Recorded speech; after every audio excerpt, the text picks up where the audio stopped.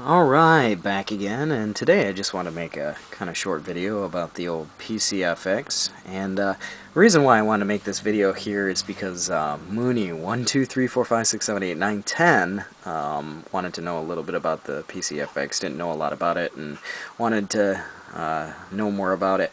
What I can tell you about the system here is it was only released in Japan, and it was released in 93, 94. It's a 32-bit processor, and it's basically the predecessor to the TurboGrafx 16. Now, when this machine came out, a lot of people had high hopes for it and a lot of high expectations as to what this thing could put out, especially around 93, 94. And production on this thing started in 92, which is pretty amazing. But one thing that happened is the 3DO wound up coming out before this, and really kind of made the developers at NEC rush this to get it out right after they saw the 3DO's performance, and by doing so they really lacked in a lot of different areas. This thing was supposed to have like 3D support, and they just kind of scraped that away and didn't go through with that one. Also, this thing was supposed to have like, they were working on this kind of Iron Man, that was like their system name. It was like the Iron Man. It's supposed to be something really cool.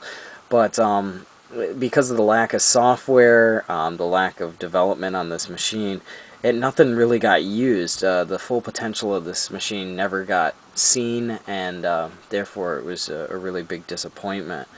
Some of the things that did come out for it was it had a mouse that kind of plugged in the second player port, which you could use to play some games. One is, what is it? I can't remember. Something dolls. PCFX dolls or something like that. You can use the mouse for, and you can use it for a couple other games. They also released a memory expansion that goes in here, so you could put a memory card in there and then save your progress. And yeah, the memory cards and stuff, they're big honking things, and although they were, you know, somewhat of a cool feature, it didn't really, you know, make a difference as far as having a card or not. It wasn't going to save the machine at all. PlayStation 1 totally smoked this thing as far as competition went, so what they wound up doing with this system is, instead of going for regular games like, you know, PlayStation was going for, they decided to go with kind of like the perversion kind of games, and in Japanese they're called hentai games, or some sort of manga cartoon related games, and that's basically what this machine is known for. All the dirty games, like all the, oh, I can't remember what it's called, something carrot, I have a couple of them, you know, because I'm a pervert, and I like them.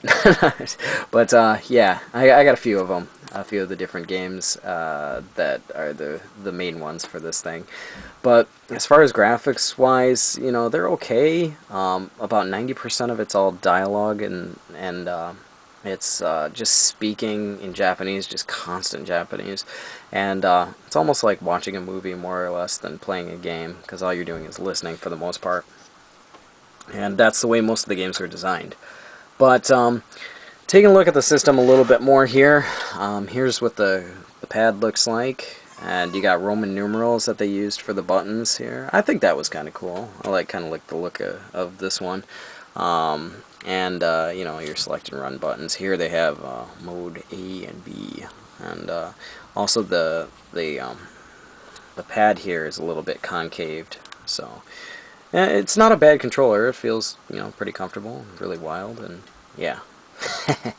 Other than that, the symbol here in the middle, this is your power on off, so you press it in and you get your power, and you let go and your power off. All the discs are on CD-ROMs, and they go in the top here, just snap on, and then, you know, close the lid here, and that's it.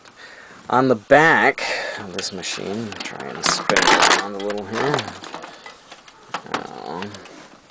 You can see here they tried to make an expansion bay because this is where some of those expansions ideas they were going to use were going to fit in there, but nothing ever got used back here. That was just a big waste of space. And so now you got this cool storage slot on the back here. It does absolutely nothing. Here you have your composite outs. So here, you know, you have your stereo, and another cool thing was S-video. So that allowed you to do S-video as well. Pretty interesting, you know, for back in the day. But like I said, as far as the machine goes, it was a complete flop.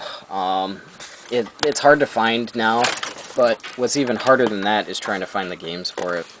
Nobody's got them. You can find the machines every now and then, but even if you had the software for them, you need a pretty good background in Japanese in order to understand most of the games, because they use a lot of the kanji, or the Japanese characters, or Chinese characters, and you know, reading will drive you crazy. If that doesn't drive you crazy, then you know, listening to it and trying to decipher what's going on would just make you go mad. So hopefully that'll answer a few questions as far as what the PCFX is all about here, and let you get a closer look, a little bit of a closer look of what the PCFX looks like, and so you can know how much of a potential this machine had, but wound up becoming a big flop. So, like always, I'll put up another video here soon, so thanks for watching.